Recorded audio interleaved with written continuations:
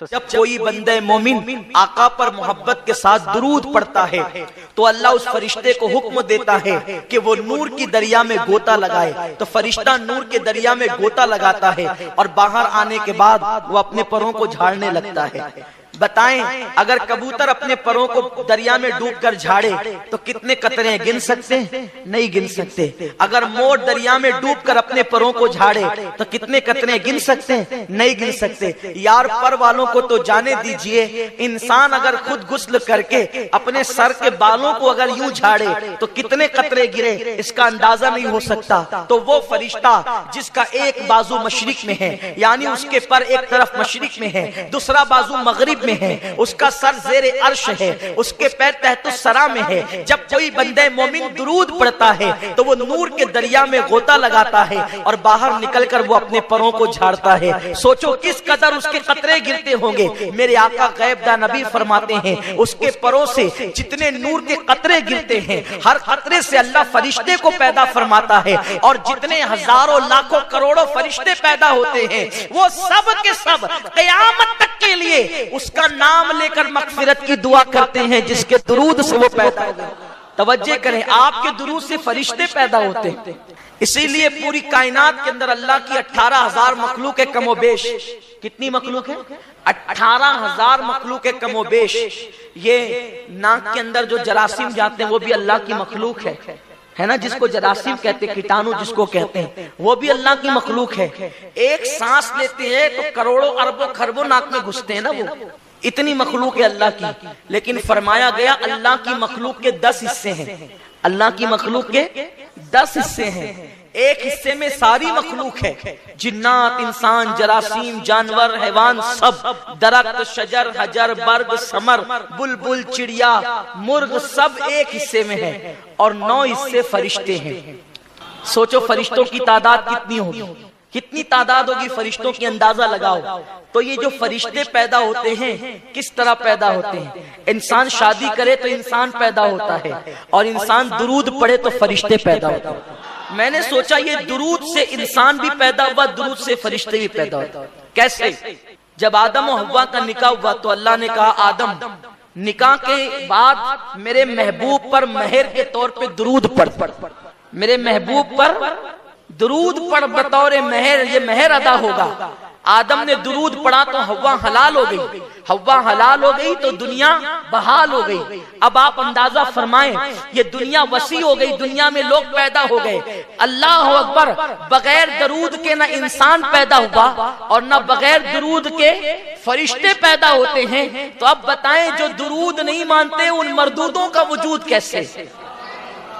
فرشتے بھی بغیر درود کے نہیں، انسان بھی بغیر درود کے نہیں۔ تو جن مردودوں کو اعتراض ہے درود پر، ارے درود وہ ہے، اللہ نماز نہیں پڑھتا نماز کا حکم دیتا ہے، روزہ نہیں رکھتا روزے کا حکم دیتا ہے، حج نہیں کرتا حج کا حکم دیتا ہے۔ درود وہ عمل ہے، وہ درود بھیجتا بھی ہے اور درود پڑھنے کا حکم بھی دیتا ہے۔ وہ لا شریک بھی، وہ لا شریک بھی مومنوں کو کہتا ہے کہ جب تم درود پڑھتے ہو تو ہم بھی درود تمہارے ساتھ بھیجتے ہیں، یا ہم بھیجتے ہیں۔ سنو سنو، میرے آقا فرماتے ہیں جب تم دعا کرو یا دعا سنو تو بلند آواز سے آمین کہو۔ جس کی آمین فرشتوں کی آمین سے مل جاتی ہے اس کی مغفرت ہو جاتی ہے، کیونکہ فرشتے بھی آمین کہتے ہیں، تم بھی آمین کہتے ہو۔ جس کی آمین فرشتے کی آمین سے مل گئے اس کی مغفرت ہو گئی۔ اللہ بھی درود بھیج رہا ہے، بندہ بھی درود بھیج رہا ہے۔ جس کا درود خدا کے درود سے مل جائے اس کا مرتبہ کیا ہوگا؟ جس کا درود، ارے جس کی آمین فرشتوں کی آمین سے مل جائے اس کو جنت مل جائے، جس کا درود خدا کے درود سے مل جائے اس کا مرتبہ کیا ہوگا؟ امام المتکلمین مولانا نقی علی خان علیہ رحمہ جو اعلیٰ حضرت کے والد بزرگوار ہے، فرماتے ایک مرتبہ درود پڑھنا پوری دنیا کی نعمتوں سے بڑھ کر ہے۔ درود وہ ہے، درود کا ثواب وہ ہے۔ آئیے بہت تفصیل میں نہیں جاتے، چند باتیں عرض کرتے ہیں تاکہ ہم درود پڑھیں، درود پڑھنے کے عادی بنیں، آج سے عادت بنائیں۔ درود پڑھنے میں کبھی شرمایا نہیں کریں بلکہ اپنی عادت بنائیں، اٹھتے بیٹھتے چلتے پھرتے آقا پہ درود شریف پڑھا کریں، کیونکہ میرے آقا فرماتے ہیں، توجہ کریں آپ، جب بیان ہوتا ہے تو آپ سوچتے ہیں نا کہ آپ مقرر کے قریب بیٹھے، آپ سوچتے ہیں کہ نہیں سوچتے؟ مقرر کے قریب بیٹھے، کیونکہ مقرر کے قریب قریب بیٹھیں گے قریب سے چہرہ نظر آئے گا، ٹھیک ہے۔ اگر مقرر باعمل عالم ہے تو اس کے چہرے کو دیکھنا عبادت ہے، اور اس کے چہرے کو دیکھنے کی برکتیں ملتی ہے، آنکھوں کی روشنی تیز ہوتی ہے، اور بھی بہت ساری فضیلتیں ہیں۔ تو ہر آدمی سوچتا ہے کہ میں قریب بیٹھ کر مقرر کا چہرہ دیکھوں، اس کی زیارت کروں، ٹھیک ہے۔ ایسے بھی مومن کو دیکھنا بھی عبادت ہے، ایمان والے کو دیکھنا بھی عبادت ہے۔ میرے آقا علیہ السلام کے دیوانوں اتنی بڑی عبادت ہے کہ اگر مومن کو محبت کے ساتھ دیکھو اور تمہارے دل میں اس کے لیے کینہ نہیں تو اللہ تعالیٰ تمہاری بھی مغفرت کر دے، اس کی بھی مغفرت کر دے۔ تو ہر آدمی مقرر کو، علماء کو قریب سے دیکھنا چاہتا ہے، صحیح ہے۔ حضور فرماتے ہیں جو دنیا میں جتنا زیادہ مجھ پہ درود پڑھے گا وہ قیامت کے دن اتنا زیادہ میرے قریب ہوگا۔ مقرر کے قریب نہیں، جو تقریروں کا عنوان ہے اس نبی کے قریب، جو تقریروں کی جان ہے اس نبی کے قریب، جو ایمان کا ایمان ہے اس نبی کے قریب۔ کس کی برکت سے؟ درود کی برکت سے۔ اب جو رسول پاک کے جتنا قریب ہونا چاہتا ہے قیامت میں وہ اتنا کثرت سے درود پڑھے، اٹھتے بیٹھتے چلتے پھرتے سوتے جاگتے وضو بے وضو درود ہی پڑھتے رہو، درود میں ڈوب جاؤ۔ حضرت شیخ عبدالحق محدث دہلوی کہتے ہیں کہ جب میں مکہ سے مدینہ شریف جا رہا تھا تو میرے استاد شیخ عبدالوہاب متقی نے فرمایا، بیٹے فرض نمازوں کے بعد اس پورے سفر میں صرف درود پڑھنا اور درود ہی پڑھنا، اس لیے اس سے بہتر کوئی عمل نہیں ہے اس سفر میں۔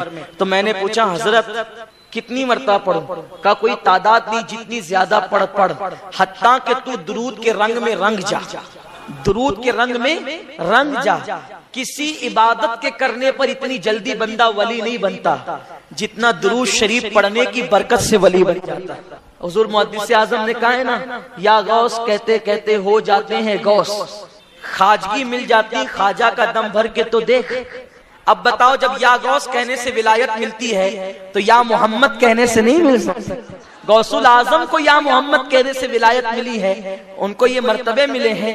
حالانکہ ہمارے بعض علماء یہ کہتے ہیں کہ ڈائریکٹ یا محمد کہنا بے ادبی ہے، لیکن ہمارے بعض علماء نے جو اس پر نقطہ بیان کیا وہ یہ ہے کہ حضور کا نام بطور نام یا محمد کہنا یہ بے ادبی ہے، لیکن حضور کا نام ایک مقام پر نام ہے اور دوسرے مقام پر وہ مکمل نعت ہے، کیونکہ محمد کا مطلب ہوتا ہے جس کی سب سے زیادہ تعریف کی گئی ہو، تو اس لیے یہ نام مستقل ایک نعت بھی ہے۔ تو اگر بطور نعت یا محمد کہا جائے تو پھر کوئی گناہ نہیں رہتا، کوئی بے ادبی نہیں رہتی، اس لیے کہ حضور صلی اللہ علیہ وسلم نے حدیث میں خود یہ سکھایا ہے، یا محمد انی اتوجہ الیکا، یہ الفاظ حدیث مبارکہ میں آئے ہیں۔ تو میرے پیارے آقا صلی اللہ علیہ وسلم کے پیارے دیوانوں، صحابہ نے بھی یا محمدہ کہہ کر کے پکارا ہے۔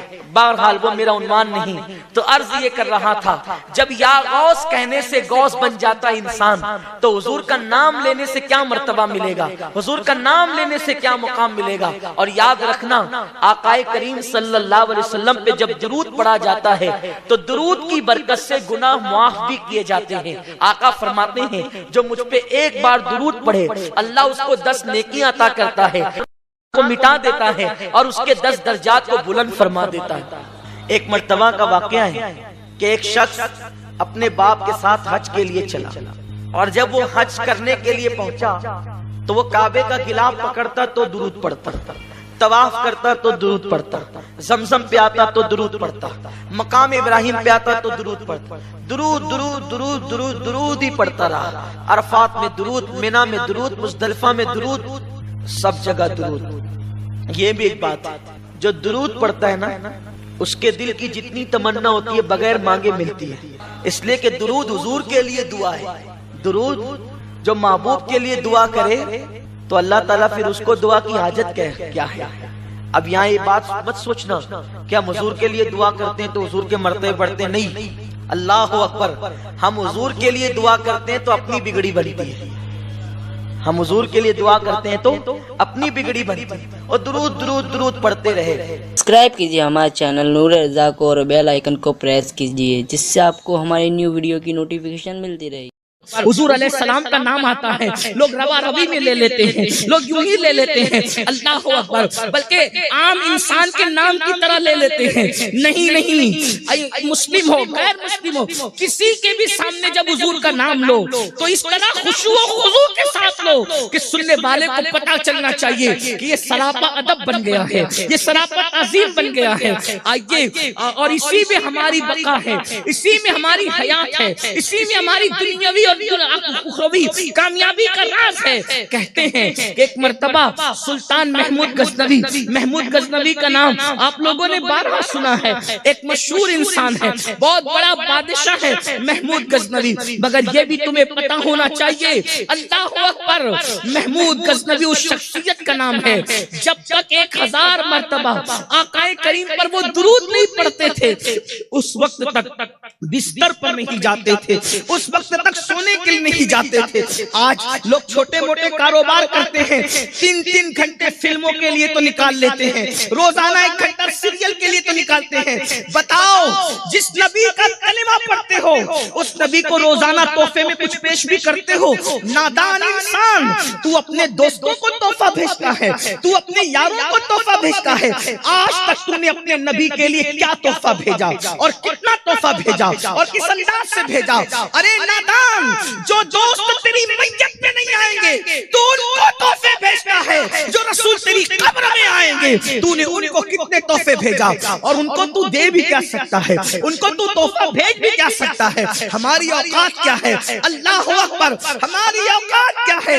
ایک سگے بے ہنر کو ایک بادشاہ سے کیا نسبت ہو سکتی ہے؟ میرے دادا مرشد لکھتے ہیں، یا رسول اللہ، کہاں ہم خاک افتادہ، کہاں تمہیں شہ بالا، اگر مثل زمین ہم ہے تو مثل آسمان تم ہو۔ یہ کیا میں نے کہا؟ مثل سما تم ہو معاذ اللہ، منزہ مثل سے برتر، زہر وہم و گماں تم ہو۔ میں بھولا آپ کی رفعت سے نسبت ہی ہمیں کیا ہے، میں بھولا آپ کی رفعت سے نسبت ہی ہمیں کیا ہے، وہ کہنے بھر کی نسبت تھی، کہاں ہم ہیں کہاں تم ہو۔ اللہ اکبر، وہ لامکاں پر سیر کرنے والا رسول، کیا نسبت، ہماری اوقات کیا ہے؟ یہ تو ان کا کرم ہے کہ وہ ہمیں اپنا کہتے ہیں، وہ ہمیں اپنا، کیا بڑی ہستی ہے، اور وہ ہمیں اپنا کہتے ہیں۔ حضور جب بھی کہتے تو کیا کہتے ہیں؟ امتی، میری امت۔ حضور کیا کہتے ہیں؟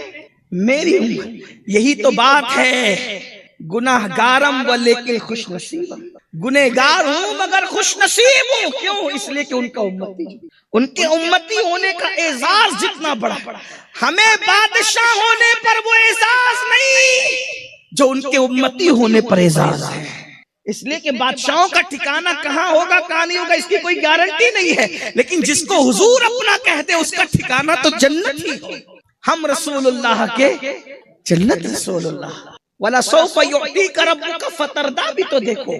تو بات دور نہ نکلی، عرض یہ کر رہا تھا حضور کو تحفہ بھیجا کرو اگر ان کے سچے امتی ہو تو، اور تحفے میں ان کو کیا بھیجے؟ جس کا لوح و قلم پہ قبضہ ہو اسے کون سا قلم تحفے میں دو گے؟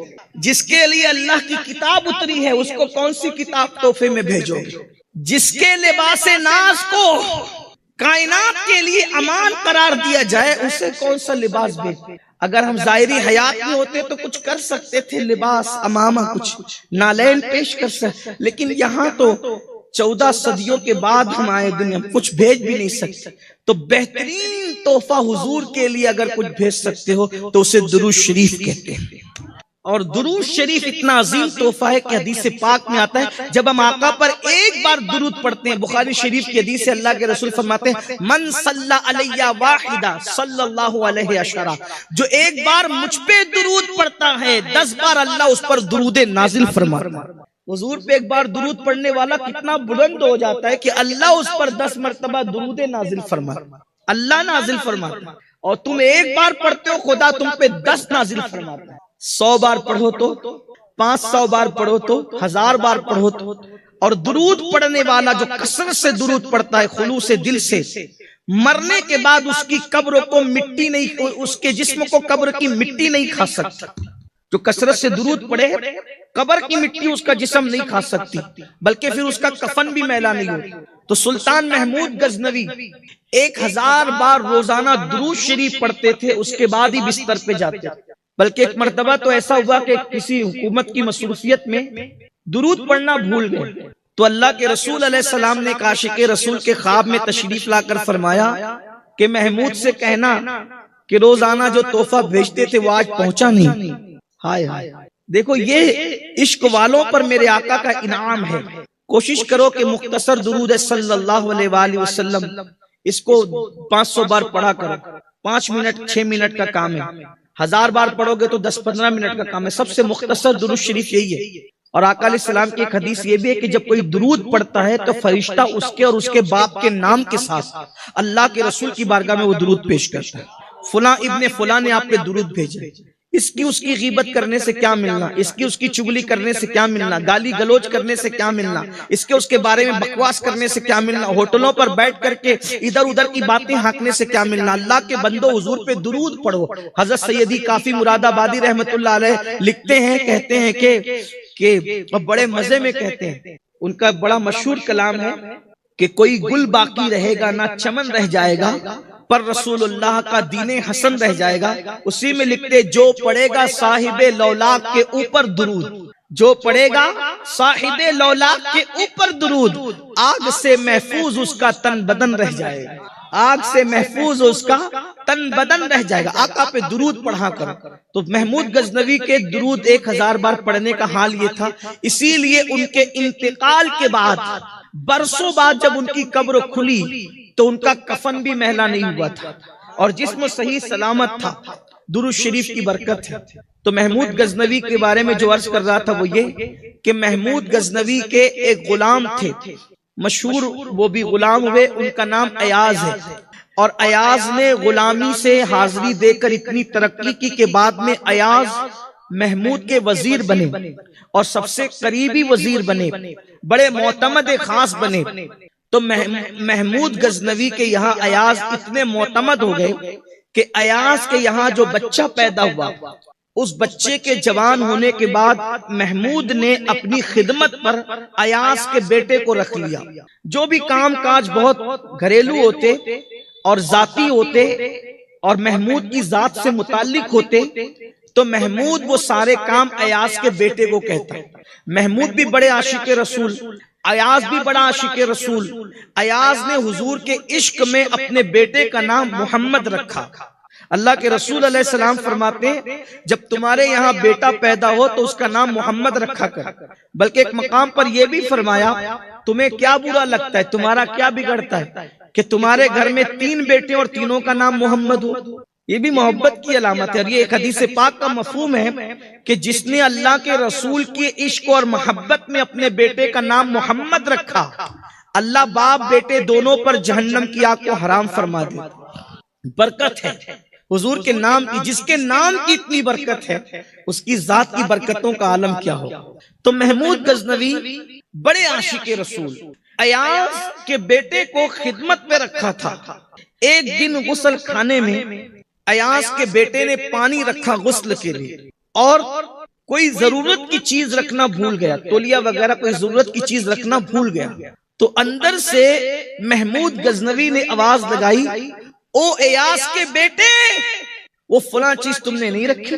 جب یہ آواز آئی تو ایاز کھڑے ہو گئے، محمود غزنوی کا انتظار کرنے لگے۔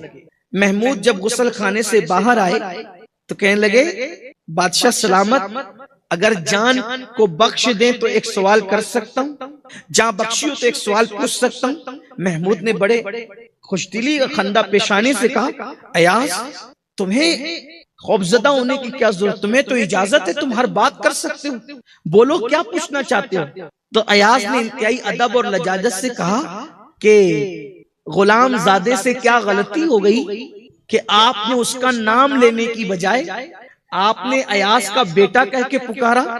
آپ جب بھی میرے بیٹے کو پکارتے ہیں تو اس کا نام لے کر پکارتے ہیں، آج آپ نے میرے بیٹے کو ایاز کا بیٹا کہہ کے کیوں پکارا، نام لے کے نہیں پکارا؟ کہیں ایسا تو نہیں کہ آپ ناراض ہیں اس سے؟ مجھے خوف لگتا ہے کہ میرے بیٹے سے کہیں آپ ناراض تو نہیں۔ ایاز کی یہ بات سن کر حضرت محمود غزنوی کا تیور بدل گیا، فرمایا ایاز تیرے بیٹے کا نام محمد ہے، اور جب میں حمام میں تھا اس وقت میرا وضو نہیں تھا، میں نام محمد کبھی بھی بے وضو نہیں لیا کرتا۔ بادشاہ لوگوں کا حال یہ تھا، اس لیے کہ وہ تو اپنے آپ کو غلام، کون بادشاہ وہاں اور کس کی اوقات کیا ہے، کس کی حیثیت کیا ہے، جسے جو ملا ہے در مصطفیٰ سے ملا۔ منگتا تمہیں منگتا کوئی شاہوں میں دکھا دے، جس کو میرے سرکار سے ٹکڑا نہ ملا ہو۔ ان کا منگتا پاؤں سے ٹھکرا دے وہ دنیا کا تاج، ان کا منگتا پاؤں سے ٹکرا دے وہ دنیا کا تاج، جس کے خاطر مر گئے منعم رگڑ کر ایڑیاں۔ اور ایک مقام پر میرے امام فرماتے ہیں، کیوں تاجدارو خواب میں دیکھی کبھی وہ شے، کیوں تاجدارو خواب میں دیکھی کبھی وہ شے، جو آج جھولیوں میں گدایان در کی ہے۔ بادشاہ کے خزانے میں وہ چیز نہیں ہے جو محمد الرسول اللہ کے غلاموں کی جھولی میں موجود ہے۔ تو یہ بادشاہوں کا حال تھا کہ وہ اللہ کے رسول صلی اللہ علیہ وآلہ وسلم کی اتنی تعظیم کرتے، اتنا احترام کرتے۔